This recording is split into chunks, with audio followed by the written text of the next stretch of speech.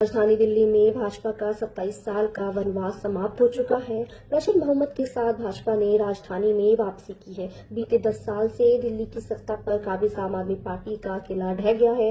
वहीं पूर्व मुख्यमंत्री अरविंद केजरीवाल सरकार में नंबर 2 रहे। पूर्व उप मुख्यमंत्री मनीष सिसोदिया, पूर्व मंत्री सत्येंद्र जैन समेत कई मंत्री और पार्टी के दिग्गज नेताओं ने अपनी सीट गंवाई है, तो वहीं सीएम आतिशी हारते हारते जीती हैं। आखिरी राउंड में बनी बढ़त से वे भाजपा के रमेश बेडूरी से मामूली अंतर से जीती है। ग्रेटर कैलाश से चुनाव लड़ रहे कैबिनेट मंत्री सौरभ भारद्वाज भी हार गए हैं। तो वहीं इस चुनाव में बीते 10 साल से दिल्ली की सत्ता पर आसीन आम आदमी पार्टी को बड़ा झटका लगा है।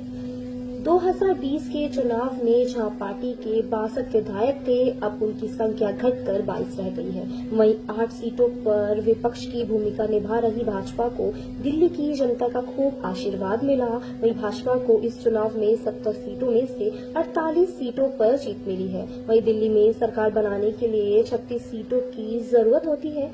ऐसे में भाजपा को बहुमत से अधिक 12 सीट मिली। तो आइए जानते हैं भाजपा की जीत की रणनीति कैसे कारगर साबित हुई। तो वहीं लोकसभा चुनाव में अकेले स्पष्ट बहुमत न आने से राजनीतिक गलियारों में माना जाने लगा था कि भाजपा की विजय रथ में बधाई आएगी। अब समेत विपक्षी दल इसे लेकर अति आत्मविश्वास में आ गए। वहीं भाजपा ने जमीनी मेहनत से हरियाणा, महाराष्ट्र और अब दिल्ली में अपना सर्वश्रेष्ठ प्रदर्शन किया। पीएम मोदी की लोकप्रियता को कम आंकने वालों को इन नतीजों से झटका लगा है। तो वहीं केंद्र में सरकार और नगर निगमों पर नियंत्रण के बावजूद दिल्ली की सत्ता के लिए भाजपा का संघर्ष ऐतिहासिक रहा। भाजपा ने बनी धारणाएं सुधारने की महारत से आपको पटखनी दी। वहीं धार्मिक दूरीकरण से दूरी बनाई। पूरा चुनाव केजरीवाल व आपके भ्रष्टाचार मुद्दों पर लड़ा। शराब व शीश महल की काट आपको नहीं मिली। इसी दौरान केंद्र ने 8वें वेतन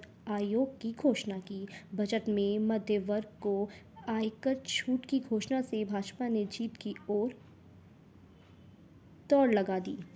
तो वहीं अब कांग्रेस ने आम चुनाव में 99 सीटें जीत भाजपा को बहुमत से तो रोक दिया, पर उसके बाद लगातार नीचे जा गिरी।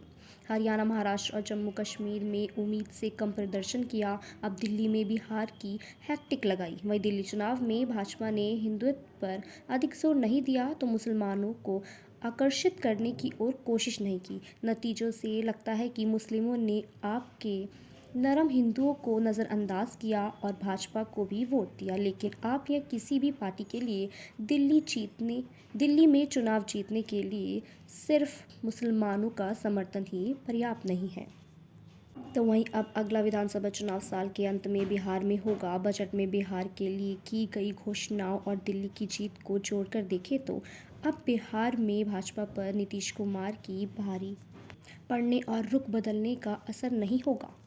अगर मेरी वीडियो अच्छी लगी तो लाइक और सब्सक्राइब ज़रूर करें और कमेंट करना बिल्कुल मत भूलना।